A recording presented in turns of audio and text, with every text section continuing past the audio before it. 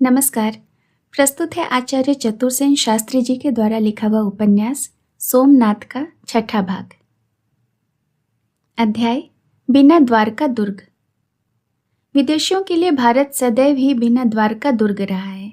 मोहम्मद के जन्म से भी लगभग 500 वर्ष पहले ईसा की पहली शताब्दी में अरब और ईरान के द्वारा ही भारत व्यापार का सिलसिला यूरोप तक फैला हुआ था। भारत के पूर्वी और पश्चिमी समुद्र तटों के बंदरगाह जैरूचाल, कल्याण, सुपारा और मालबारा के आसपास इन अरब व्यापारियों की भी बड़ी बड़ी बस्तियां बसी हुई थीं। यूनान और रोम के जो जहाज भारत आते थे उनके नाविक अरबी ही होते थे। भारत और चीन का व्यापार भी इन्हीं अरबों के हाथ में था। उस काल के ये अरब सीधे साधे, वीर, साहसी, विश्वासी और दृढ़ प्रकृति के होते थे। भारत निवासियों से ये खूब हिल मिल कर रहते थे। भारत में इनकी बस्तियां खुशहाल थीं। मिस्र, फिलिस्तीन, काबुल, सीरिया आदि देशों के साथ भी भारत के ऐसे ही व्यापारिक संबंध थे। मिस्र के प्राचीन बादशाह ने भारत से व्यापार की सुविधा रहने के ही विचार से लाल सागर के किनारों पर अनेक बंदरगाहों की रचना की थी और ईरान के बादशाह ने भी फारस की खाड़ी में कई बंदरगाह इसी इरादे से बनवाए थे। मिस्र के प्रधान बंदरगाह सिकंदरिया में हिंदुओं की अच्छी आबादी थी। अरबी मल्लाह भारतीय नौकाओं पर नौकर रहते थे। इस्लाम का जन्म होने पर भी अरबों का वैसा ही संबंध भारत के साथ कायम रहा, परंतु इनमें अब नई सभ्यता, नया जीवन और नए आदर्शों का समावेश हो चला था। यह बात हम ईसा की 7वीं शताब्दी के लगभग की कह रहे हैं। इस समय तक तमाम अरब, तातर, तुर्किस्तान और चीन की पूर्वी सरहद तक तथा पश्चिम के मिस्र, करथेज तथा समस्त उत्तरी अफ्रीका पर इस्लाम की फतह हो चुकी थी। मुसलमानों ने निर्दयता से प्रबल रोमन साम्राज्य को चीर फाड़ डाला था और वे स्पेन में जा धमके थे। उनकी विजयिनी सेनाएं जंगलों, मैदानों, पहाड़ों और नदियों को पार करती हुई भारत की सीमा तक पहुंच गई थी और उन्होंने ईरान के बेड़ों को जल समाधि देकर हिंद महासागर पर अपना एकाधिपत्य जमा लिया था तथा हिंद महासागर के व्यापार को भी हथिया लिया था। इस समय जबकि मुस्लिम सत्ता मध्य एशिया और यूरोप में अपनी जड़ें जमा रही थी, भारत में सम्राट हर्षवर्धन का देहांत हो चुका था। पुरानी और नई जातियों ने नवीन राजपूत शक्ति को जन्म दिया था, जिन्होंने मध्य भारत तथा उत्तर पूर्वीय भारत में अनेक राज्यखंड स्थापित कर लिए थे। उनमें परस्पर युद्ध होते रहते थे। उन पर किसी बड़ी शक्ति का नियंत्रण न था। पुराने साम्राज्यों की राजधानियां खंडहर हो गई थीं। हिंदू कौम धर्म और जात पात के पचड़ों तथा अंधविश्वासों में फंसी हुई थी। राजाओं की भांति ये धर्म संघ भी परस्पर लड़ते भिड़ते रहते थे। सन 712 में एक 20 वर्ष का साहसी मुसलमान युवक केवल 6000 घुड़सवार लेकर बलूचिस्तान की विस्तृत मरुभूमि को पार करता हुआ बिना किसी रोक टोक के सिंध में आ धमका। यह हज्जाज का भतीजा मोहम्मद बिन कासिम था। हज्जाज इब्ने यूसुफ उन दिनों कोके का हाकिम था। उसकी आज्ञा से यह निडर लड़का सिंध में आया था। राजा दाहिर 10,000 सवार और 20,000 पैदल लेकर उसके सम्मुख गया, परंतु युद्ध में मारा गया। इस मुहिम से 17,000 मन सोना तथा 6,000 ठोस सोने की मूर्तियां, जिनमें से एक 30 मन की भी थी, साथ ही 20 ऊंट, हीरा, मोती, पन्ना, मणिक लेकर वह वापस चला गया। उसने प्रत्येक मित्र शत्रु हिंदू को कत्ल कर दिया था। जिस ओर से वह गुजरा उस राह के सब मंदिर ध्वस्त कर दिए, सब गांव जला दिए, उनके घरों और निवासियों को भी लूट लिया। वह आबाद, बालक, वृद्ध सबको तलवार के घाट उतारता चला गया। आपस की फूट और दुर्भाग्य के कारण कितने ही हिंदू राजाओं ने इस नवागत अत्याचारी खूनी लड़के का स्वागत किया। जिन दिनों सिंध पर यह गुजरा, उन्हीं दिनों मलाबार तट पर अरब व्यापारियों ने अपनी नई बस्तियां बसाई थीं। वे अपने जीवन में शांत शिष्ट नागरिक थे। ये भारतीय स्त्रियों से विवाह करके वहीं रहने लगे। इसी समय हिशाम का एक कबीला भागकर भारत में कोंकण और कन्याकुमारी के पूर्वी किनारों पर बस गया। उन्होंने इन लोगों को रहने और घर बसाने में कोई बाधा नहीं दी। हिंदू राजाओं ने इन विदेशियों की बड़ी आवभगत की, उन्हें मस्जिदें बनाने और जमीन खरीदने की आज्ञा दे दी। इसका परिणाम यह हुआ कि 8वीं शताब्दी बीतते बीतते मालाबार तट पर मुसलमानों की बड़ी बड़ी बस्तियां बन चुकी थीं और वहां के हिंदुओं में वे अपने धर्म का प्रचार बड़ी लगन से करते थे। उनमें कोई मुल्ला न था, परंतु प्रत्येक व्यक्ति प्रचारक था। उनके वैभव, धन और वीरता से मालाबार तट की दरिद्र नीच जातियां प्रभावित हो गईं। उनके विचारों, आचरणों, रीतियों और स्वभावों को ये जातियां चाव और कौतूहल से देखती थीं। उनका धर्म सीधा साधा और उपासना हृदयग्राही था। ये दिन भर में अनेक बार नमाज पढ़ते थे। नमाज की सफ़बंदी, रोज़ों की सख्त पाबंदी, खैरात और उसके नियम, परस्पर सामाजिक सभ्यता आदि के सिद्धांत, ये सब ऐसी बातें थीं जो तत्कालीन दलित हिंदू वर्ग की जातियों को, जो मालाबार तट पर फैली हुई थीं, प्रभावित किए बिना नहीं रह सकती थीं। ये अरब योद्धा भी थे और ये आसपास के राजाओं से लड़कर उनकी ज़मीनों पर अपने हिंदू राजा का अधिकार स्थापित करने में सहायता देते रहते थे। जहाँ जहाँ राजा का अधिकार होता था, इन मुसलमान व्यापारियों की मंडलियाँ भी वहाँ वहाँ स्थापित हो जाती थीं। राजा जमोरीन ने तो यह आज्ञा दे दी थी कि मकवान जाति के प्रत्येक मल्लाह परिवार का एक आदमी अवश्य इस्लाम धर्म स्वीकार करे। इसका फल यह हुआ कि जब 10वीं शताब्दी में मसूदी ने भारत की यात्रा की तो उसने 10,000 मुसलमानों की बस्तियां चोल में पाई थीं। इस समय भारत में हिंदू धर्म और समाज में विप्लव मचा हुआ था। बौद्ध, जैन, शैव, शाक्त परस्पर भयानक संघर्षों, कुरीतियों और अंधविश्वासों में फंसे हुए थे। ब्राह्मणों ने बौद्धों और जैनियों को नष्टप्राय कर दिया था। शैवों और वैष्णवों की प्रबलता हो रही थी और वे आपस में उलझ रहे थे। राजनैतिक अवस्था छिन्न भिन्न थी। प्राचीन राजवंश जर्जर ही हो गए थे। राजपूतों के नए वंश जो उदयमान हो रहे थे अभी प्रतिष्ठित नहीं हुए थे। मानसिक अंधता राजवर्गीयों तक में थी। सांपत्तिक दृष्टिकोण से यह युग एक संपन्न युग था, परंतु इस संपदा के मोक्ता देश के सब लोग नहीं थे। केवल राजा, ब्राह्मण और सेठ लोग ही इसका उपयोग करते थे। शेष लोगों की दशा अति दयनीय थी। संपत्ति के सबसे बड़े भाग के भोक्ता राजा लोगों में राजमहलों में विलासपूर्ण आहार विहार के अद्भुत साधन उपस्थित रहते। उनके दरबारों में कितने ही कवि, कलाकार, चापलूस, मस्खरे सदा बने रहते। दास दासियों की फौज के बिना उनका काम नहीं चलता था। घरों में स्त्रियों की पलटनें भरी रहती थीं। उनकी नैतिकता और दायित्व का कोई मापदंड नहीं था। युद्ध में भी इनका भारी व्यय होता था और ये युद्ध प्रायः बिना किसी उद्देश्य के निरर्थक विजय या परस्पर की ईर्ष्या या कन्या हरण के लिए किए जाते थे। इनकी मनमानी के समर्थक ब्राह्मण थे जो इनसे बड़ी बड़ी दक्षिणा लेते थे। ब्राह्मणों ने बड़े बड़े देवालय और मंदिर बना लिए थे जहाँ हिंदुओं की अतुल संपदा खींची चली आती थी। इन राजाओं के पारस्परिक संघर्षों तथा धर्म केंद्र मंदिरों की बड़ी चढ़ी समृद्धि के चढ़े बढ़े वर्णन देश देशांतर के डाकुओं के कानों तक पहुंच चुके थे। महमूद ने स्वयं आकर वह संपत्ति देखी और लूटकर मालामाल हुआ था। वह एक सफल साहसी डाकू था। वह देख चुका था कि भारत की इस अटूट संपदा का कोई रक्षक नहीं है। उस समय भारत भूमि के राजा परस्पर की कलह, ईर्ष्या और अभिमान में चूर थे।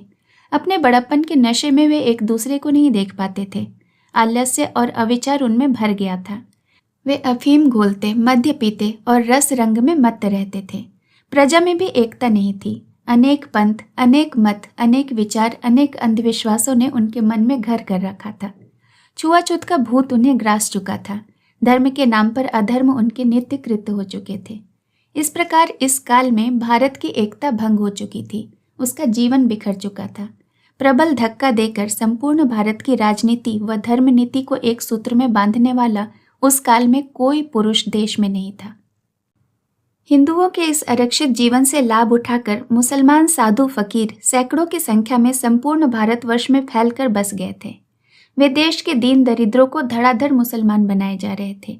इनमें एक साधु बाबा फकरुद्दीन थे जो तेन्नुकोडा में रहते थे। उन्होंने वहां के राजा को मुसलमान बनाया था। मलिकुल मलूक और उसका साथी अलियार शाह ऐसे साधु थे जिन्होंने 11वीं शताब्दी के मध्यकाल में मदुरा में अनगिनत मुसलमान बनाए थे। मुल्तान और सिंध को विजय करके जब कासिम लौट गया तब उसके लगभग 300 वर्ष तक कोई आक्रमण भारत पर नहीं हुआ। महमूद के आक्रमण काल में भारत के पश्चिमी प्रांत के कुछ हिस्सों पर मुसलमान शासन था और काठियावाड़, गुजरात, कोंकण, दाखवल्य, सोमनाथ, भड़ौच, खंभात, सिंघाना और चौल में उनकी बस्तियां बस रही थीं।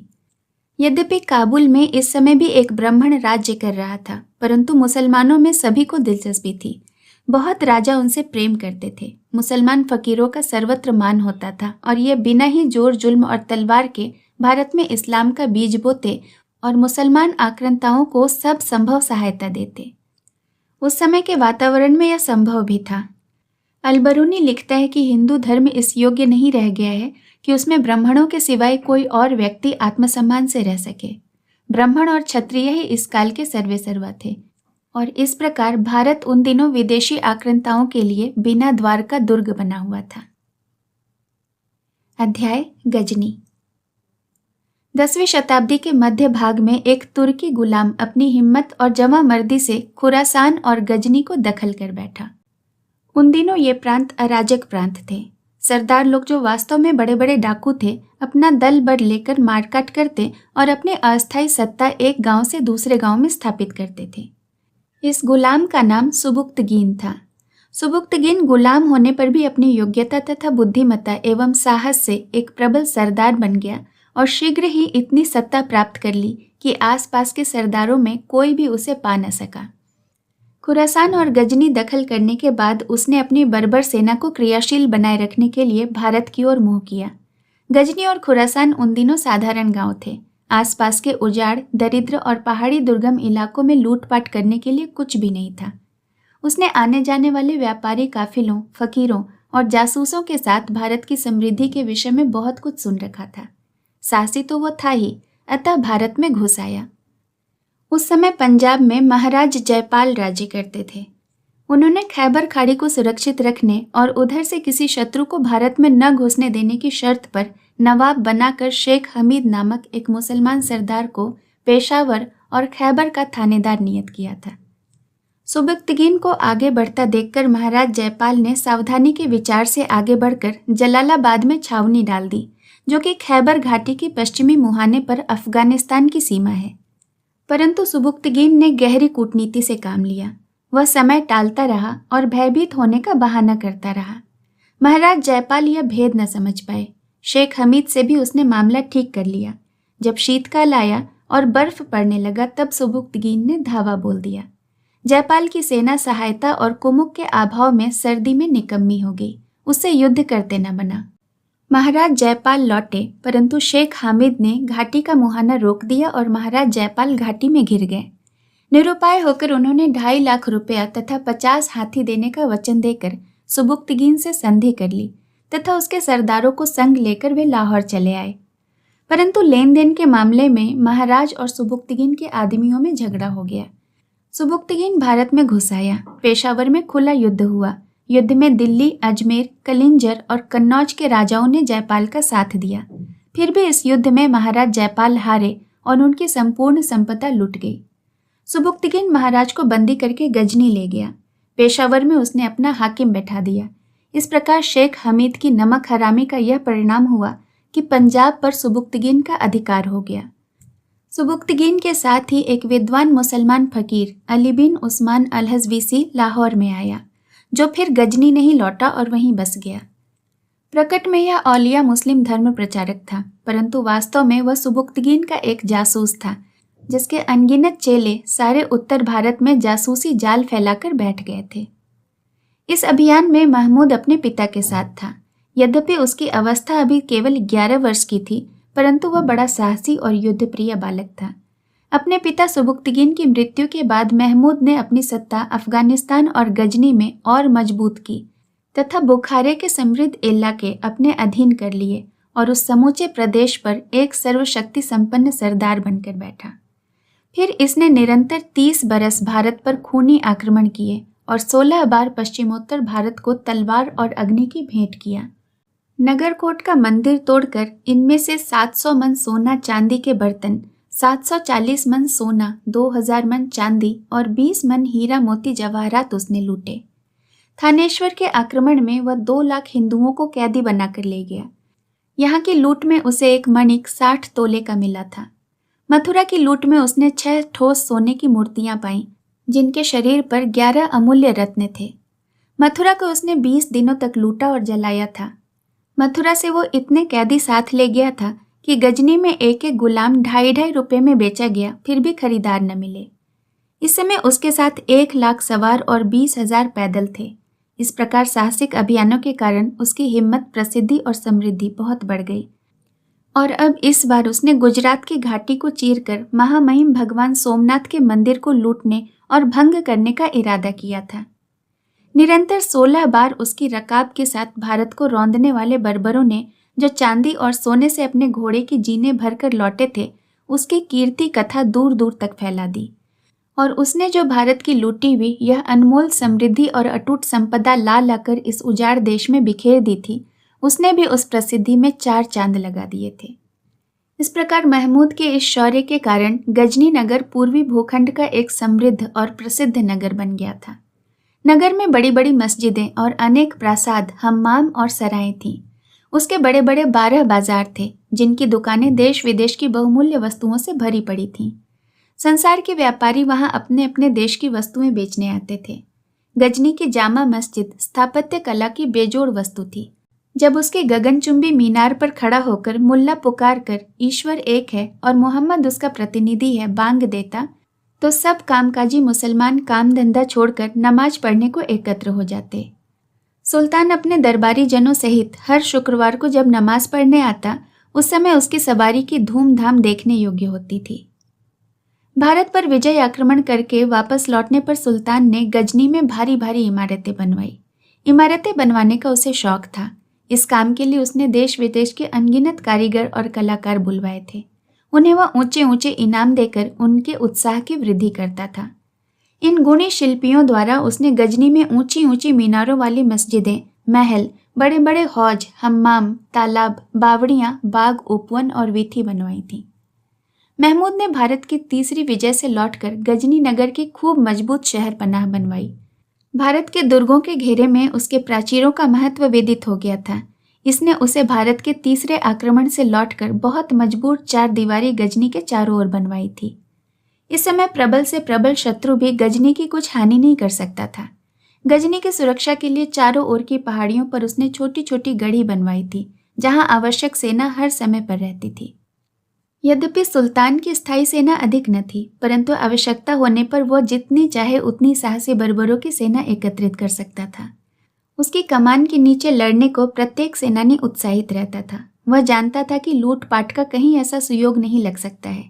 इससे आसपास के पहाड़ी क्षेत्रों के अनगिनत डाकू उसकी सेना में खुशी से भर्ती हो जाते थे। स्थायी सैनिकों को सुल्तान ने वेतन के स्थान पर धरती दे रखी थी। वे शांति काल में हल लेकर भूमि जोतते और युद्ध काल में विकराल तलवार पकड़कर विकट युद्ध करते थे। इन लोगों में ममलूक लोगों की पलटन अपनी वीरता तथा शौर्य में विख्यात थी। ममलूक सेना के 1000 अजेय योद्धा मूल्यवान अरबी घोड़ों पर सवार होकर महमूद के चारों ओर एक जीवित दुर्जय दुर्ग के रूप में सदा रहते थे।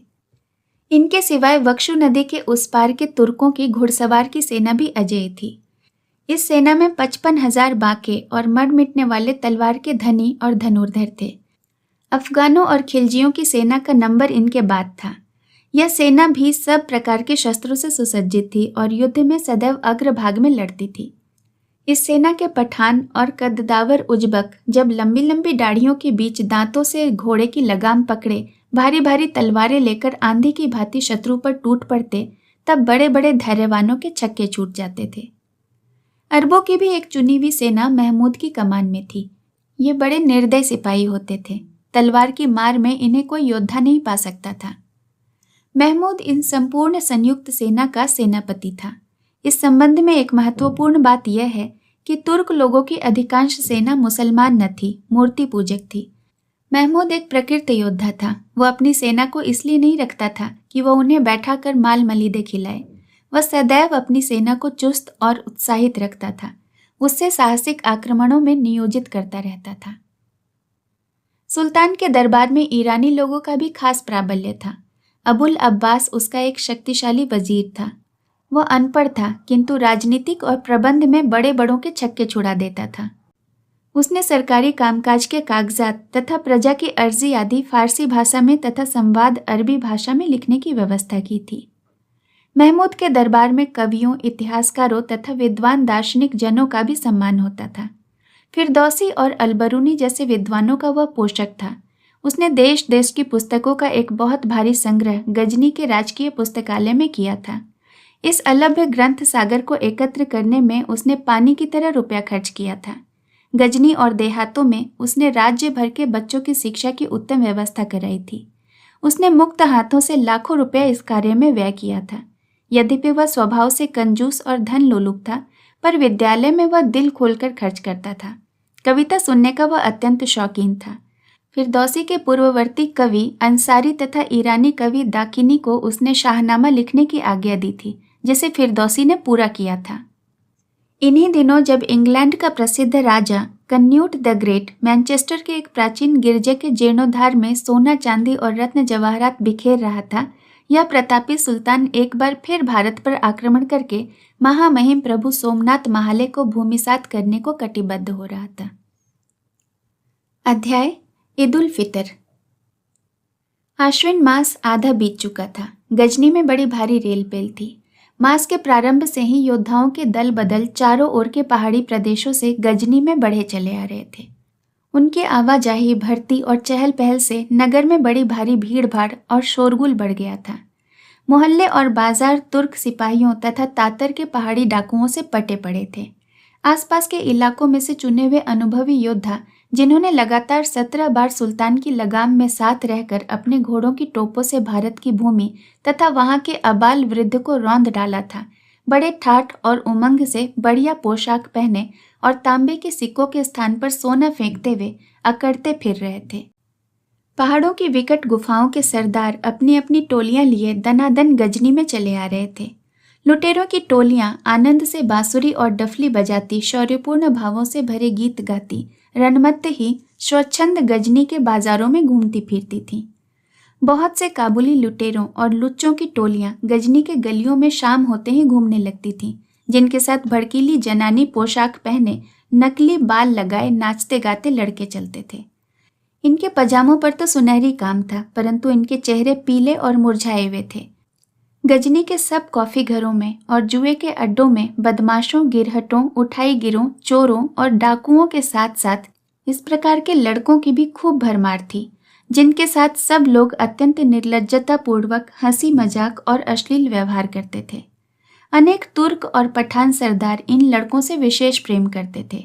वे उन लड़कों को जनानी पोशाक में सजे धजे साथ ले जाकर बाजारों में सैर करते, उनके साथ गंदे और घृणित काम करते थे। इससे वे अपनी प्रतिष्ठा और अमीरी का चिन्ह मानते थे। इनमें से बहुत से लड़के बचपन में ही हिजड़े बना दिए गए थे और वे अपनी हालत से खुश थे। वे बड़े चाव से जनाने हाव भाव करके लोगों को रिझाते थे।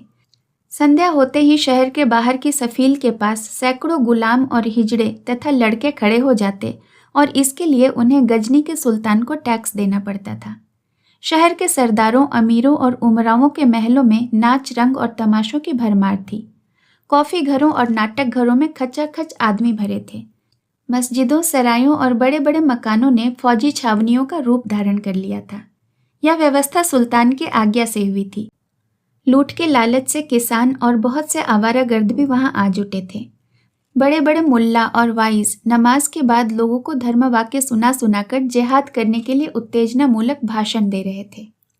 इस प्रकार गाजे बाजे और जयोल्लास में गजनी शहर डूब रहा था। नगर के बाहर दूर तक तंबू, घोड़ा, गधा, खच्चर, ऊंट और सैनिकों का एक नया विराट नगर बन गया था।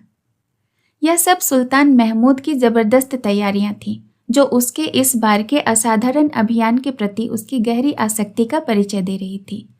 उस बार उसने सब परिचित, अधीन एवं मित्र सरदारों, कबीलेदार और संबंधियों को साग्रह निमंत्रण भेजे थे। ये निमंत्रण गजनी के प्रधान मुल्लाओं द्वारा ले जाए जाते थे, जिन्होंने धर्म का जनन चढ़ाकर लोगों को जिहाद का सबाब लूटने को उत्साहित किया था। अधीन सरदारों पर तथा हाकिमों पर उसने ताकीद परवाने जारी किए थे। इसके फलस्वरूप 30,000 अजय घुड़सवार तुर्क, 12,000 तीखे स्वभाव वाले अरब और इतने ही अचूक निशाना लगाने वाले ईरानी गजनी में आ जुटे थे। ईद की नमाज अदा करने के लिए सुल्तान की सवारी बड़ी धूमधाम से जामा मस्जिद की ओर चली। सबसे आगे तुर्की घुड़सवारों का रिसाला अपनी जर्क वर्क पोशाक में था। उसके पीछे ऊंटों का नौबत खाना था। इनके पीछे अरब सवारों की टुकड़ियां थीं और इनके बाद तातारी योद्धा नंगी तलवार लिए पैदल चल रहे थे। उनके बीच में अमीर महमूद बहुत ऊंचे काले घोड़े पर सवार था। वह बहुधा बड़ी देर तक चुपचाप बैठा रहता था। अमीर की पोशाक गहरे उन्नावी रंग की विलायती बानात की थी, जिस पर हिंदुस्तान के कारीगरों के हाथ का सुनहरा काम किया हुआ था। वह बड़े गौरवपूर्ण ढंग से घोड़े पर बैठा बिना इधर उधर देखे अविचल भाव से आगे बढ़ रहा था। यद्यपि अभी उसकी आयु 45 वर्ष की ही थी, परंतु कठिन योद्धा जीवन और गहन संघर्ष के चिन्ह स्वरूप गहरी रेखाएं उसके मस्तक एवं चेहरे पर स्पष्ट दिख रही थीं।